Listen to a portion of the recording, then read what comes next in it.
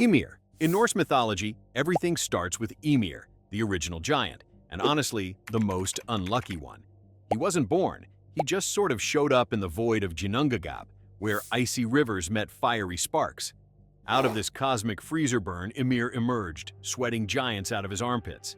Yes, you heard that right. Other giants literally dripped out of him. Mythology doesn't bother with logic. It goes straight to armpit sweat equals life. But Ymir didn't stay the proud father of giants for long. The gods Odin, Vili, and Ve decided he was too big and too dangerous, so they killed him, brutally. And then they recycled him like an IKEA kit for universe building. His flesh became the land, his blood the oceans, his skull the sky, and his eyebrows formed Midgard, the world of humans. Which means you and me are basically walking around on the corpse of a giant whose hygiene routine created our ancestors. Ymir's death was the ultimate house renovation project, except instead of knocking down walls, the gods knocked down a giant and made reality out of it. His story is wild because it turns a single giant into both the ancestor of monsters and the raw material for the world itself. Ymir didn't just exist, he was existence. He's proof that in Norse mythology, even giants had side hustles, and his was becoming the literal foundation of the universe. Cronus. Cronus wasn't just a giant, he was a titan, the heavyweight champ of Greek mythology's golden age. He's the one who overthrew his father Uranus with a scythe, proving that in mythology, family drama always involves sharp objects.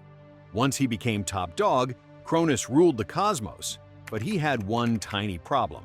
A prophecy said one of his kids would overthrow him. Instead of, trying therapy, Cronus did the logical, mythological thing. He swallowed his children whole. Zeus? Gulp? Poseidon? Down the hatch. Hades? Dessert. The guy basically treated fatherhood like an all-you-can-eat buffet.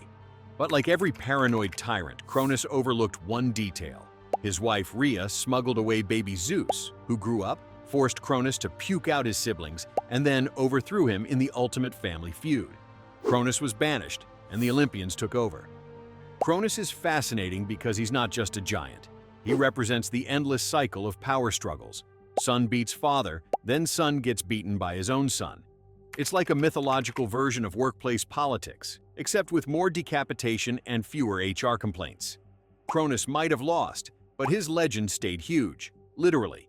He's remembered as the titan who ate his kids to avoid a prophecy and still lost to it anyway. The moral? Don't snack on your family. It never ends well. Fomorians. The Fomorians were the Celtic giants of chaos, and they were not the friendly neighborhood kind. They're usually described as monstrous beings with deformed bodies, sometimes one eye, one arm, and one leg, which means they were basically the original hard mode bosses. They came from the sea, from the dark, or from some shadowy otherworld, and their whole deal was bringing destruction wherever they went. In Irish myths, the Fomorians were always picking fights with the Tuatha De Danann, the shining gods and heroes of Celtic lore. Think of it as eternal bad neighbors. The Fomorians crashed the party, wrecked the crops, demanded tribute, and generally acted like freeloaders who never left. Their most infamous leader was Balor of the Evil Eye, a giant whose single eye could kill armies just by opening. Talk about a deadly glare. Sunglasses would not have saved anyone. Eventually, the hero Lugh fought Balor and managed to kill him with a slingshot, basically pulling off the ultimate David and Goliath move in Celtic mythology. But the Fomorians as a whole represent more than just monsters. They embody primal chaos, the wild forces of nature that the gods and heroes had to tame. Without them, the Irish myths wouldn't have that constant push and pull between order and destruction. They're proof that giants didn't always build worlds. Sometimes they were just there to tear them down and scare the living daylights out of everyone. Jotun. If giants had a brand, the Jotun would be the Norse franchise. They weren't just one-off creatures like Ymir. They were an entire race of frost and fire giants who spent most of their time making the gods miserable. And the gods returned the favor. Norse myths basically read like an endless back-and-forth boxing match between gods and Jotun, with occasional weddings, kidnappings, and awkward family dinners thrown in. Because here's the twist, the gods and Jotun were often related. Thor, for example, was half Jotun himself. Imagine fighting monsters every day while also realizing you're technically on their family tree. The Jotun weren't just big, they represented raw forces of nature. The frost giants embodied the chaos of ice and storms, while the fire giants were tied to destruction and, eventually, Ragnarok, the apocalypse of Norse mythology. At the end of days, the fire giant Surtur is destined to swing his flaming sword and burn the world down like a barbecue gone horribly wrong. So, yeah, these weren't cuddly giants. They were apocalyptic doomsday machines with legs. But it wasn't all doom. Some Jotun were wise, even helpful. They had magical knowledge, secrets of the cosmos, and occasionally gave it up, usually after being tricked, outdrunk, or outright bullied by the gods. The Jotun make Norse myths work because they're the chaos side of the eternal balance. Without them, the gods would just sit around bragging. With them, the stories became brawls, betrayals, and end-of-the-world drama. The Jotun weren't just giants. They were the spark plugs of Norse chaos. Cyclopes. The Cyclopes may be the most famous giants in Greek mythology, and for good reason.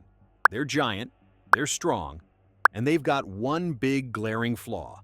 Literally, one big glaring eye.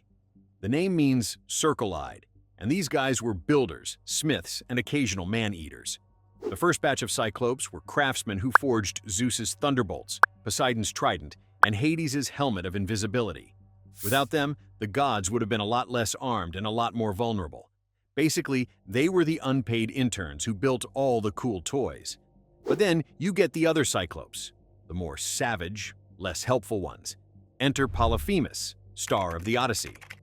When Odysseus and his men wandered into his cave, Polyphemus trapped them and started eating them two at a time like they were snack packs.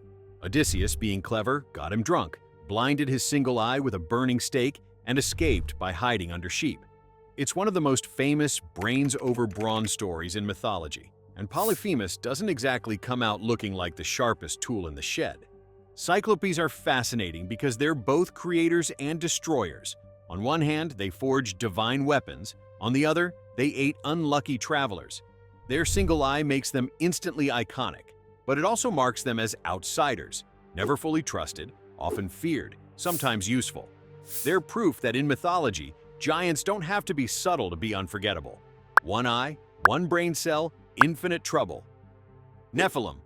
The Nephilim are the biblical wild card of giants. Mysterious, terrifying, and vague enough to keep people debating for centuries. In the book of Genesis, they're described as the offspring of the sons of God and the daughters of men. Translation: divine beings, maybe angels, hooked up with humans, and the result was a race of massive, powerful giants. Basically, heaven and earth had a crossover episode, and the Nephilim were the weird hybrids nobody really asked for. The Nephilim were called heroes of old, men of renown, but not in a good way. They were so violent and corrupt that some traditions say their existence was one of the reasons God sent the Great Flood, to wipe the slate clean. Imagine being so terrifying that you cause a divine reboot of humanity. That's Nephilim energy. Later, traditions paint them as fallen ones, demonic in nature, or just larger-than-life figures whose presence shaped the early world. Some people even claim they left behind the giant bones and massive ruins we can't explain today. Others say they're still a mystery best left unanswered. Whatever the case, the Nephilim stand out because they blur the line between mythology, religion, and speculation. Were they divine mistakes, angelic rebels, or just really tall humans with good PR? No one knows. But they've stayed legendary precisely because they're half explanation, half mystery, and fully unsettling. Oni. In Japanese mythology, Oni are the giants you'd never want showing up at your house party. Usually described as towering red or blue-skinned, with horns, sharp claws, and carrying giant iron clubs, Oni are basically the ultimate bullies of folklore. They're not subtle. They crash into stories screaming, smashing, and terrifying everyone in sight. Imagine a sumo wrestler crossed with a demon, then add the personality of a wrecking ball, and you've got yourself an Oni. But Oni aren't just chaos machines. They represent punishment. In many traditions, they're the ones who torture the wicked in hell, swinging their clubs, boiling souls, and generally being the mythological version of prison guards with way too much job enthusiasm. If you misbehaved, you didn't just fear the afterlife, you feared becoming Oni's favorite chew toy. That said, Oni aren't always pure evil. In some tales, Buddhist monks or brave heroes managed to reform them, turning them into protectors instead of tormentors. Some festivals in Japan even involve people dressing up as Oni and chasing away bad luck. So while the Iron Club smashing version is the most famous, there's a softer side, sometimes. Still, most of the time, they're the big, scary giants at the edge of human imagination. Oni endure because they're simple yet powerful symbols. Big, scary, unstoppable. They're not clever tricksters or tragic anti-heroes. They're blunt force given shape. And sometimes that's exactly the kind of monster myths need. A giant you can't reason with, only run from. Humbaba. Mesopotamian mythology gives us Humbaba, the terrifying giant guardian of the cedar forest. His job was to protect the sacred trees for the gods, and he wasn't exactly the friendly park ranger type. Humbaba was described as having a monstrous face, sometimes like a lion, sometimes twisted with grotesque features, and his roar was said to be like a flood or a storm. In short, he was the keep-out sign made flesh. Humbaba appears most famously in the Epic of Gilgamesh, one of humanity's oldest stories. Gilgamesh and his buddy Enkidu decided they wanted glory, so they marched into Humbaba's forest to chop down trees and make names for themselves. Humbaba tried to stop them, but despite his terrifying presence, the heroes defeated him with the help of the sun god Shamash.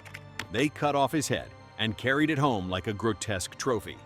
Basically, Humbaba went from mighty guardian to woodland warning label in one story arc. But Humbaba isn't just a random monster. They made him guardian for a reason. He represents the untamed wilderness, the danger of venturing too far, and the price of human ambition. By defeating him, Gilgamesh and Enkidu weren't just slaying a giant, they were claiming power over nature itself. It's an old story, but the theme still hits. When humans push boundaries, something big and scary usually stands in the way. Humbaba is that obstacle, the giant wall of myth that says, "Are you sure about this?" And usually the answer is no, unless you're Gilgamesh with a god on speed dial. That's the end of this myth. Stick around by subscribing so you don't miss the next one. Goodbye.